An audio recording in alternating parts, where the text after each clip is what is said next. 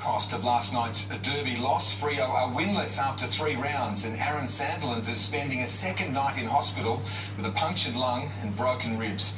West Coast won the derby 43 by 33 points. Jack Darling kicked 3 goals, while Matt Priddis won the Ross Glendinning medal in his 200th game. When you haven't won a game all season, the last thing you need is your star big man out for 6 weeks. Rising into the back of Aron Sandilands. He is very gingerly getting into an ambulance to be taken to hospital. 2016 is fast becoming a nightmare for the Dockers. Once Sandilands went down, they were running uphill. The 43rd edition wasn't the prettiest derby. It was wet, players made mistakes, and the biff was back. The 2-pound Lamellus going at it, and it's on. Derby 43s are erupted. But it did have some magic moments. McKenzie, he's only just returned the footy, and he's banging that one through. Freo were gutsy and threw everything at the Eagles in the final term, led by a familiar face.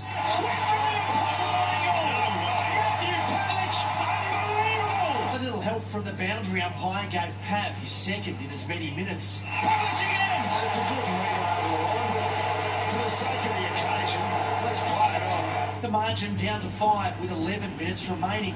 But that was as close as it got, and it was Lewis Jetta, a man who was booed by Eagles fans last year, who had them rocking when he kicked the seal. Lewis Jetta, welcome to the West! Matt Priddis was brilliant in his 200th game, winning his second Ross Glendinning medal. Just so proud and honoured to play for this footy club. They helped me realise, your childhood dream.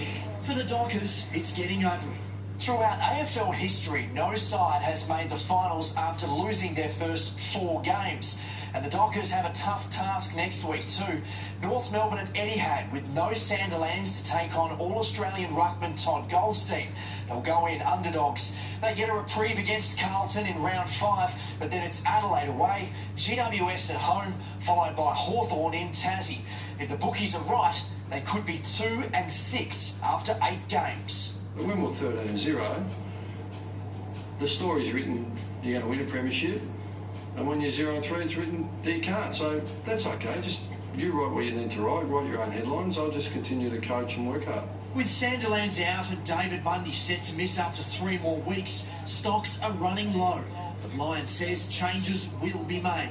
We think we've got enough commitment and player talent to be performing better than we are. And I'll sort the chart from the week. There's got to be some players that aren't performing to a high level.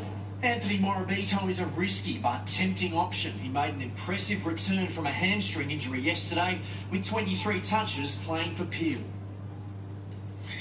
So it's Freo's worst start under Ross Lyon, and he's not happy about it. Ryan Daniels joins us from the newsroom. Ryan, the coach has highlighted one major problem.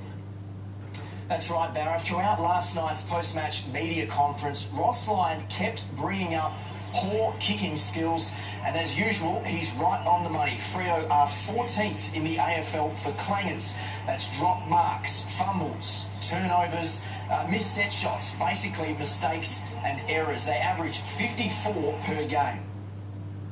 Clearly we need better kickers, people who can execute under pressure and hit some targets, because there's just some terrible turnovers at the minute that are really costly. Why couldn't we get the ball out of the D50 and defensive mid without turning it over? So that's where it really starts and finishes, and that's all the review will be.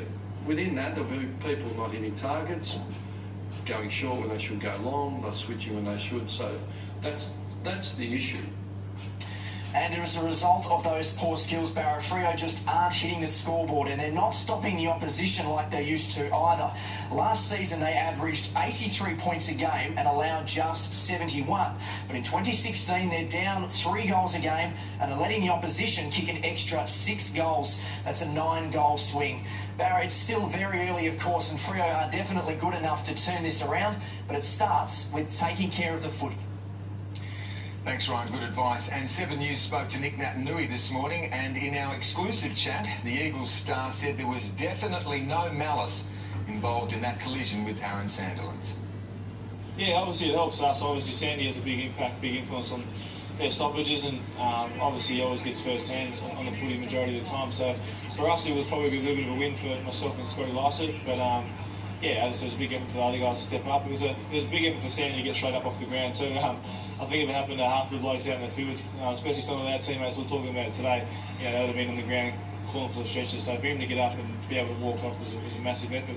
Were you surprised when you came up against a various number of ruckmen, including Matt de Boer? That must have surprised you. Yeah, I think Matty got me in a couple of them as well. He did well. I think Barlow came in there, Johnson, so Pearce obviously as well. So it was a good effort by those boys to come through and play in the ruck.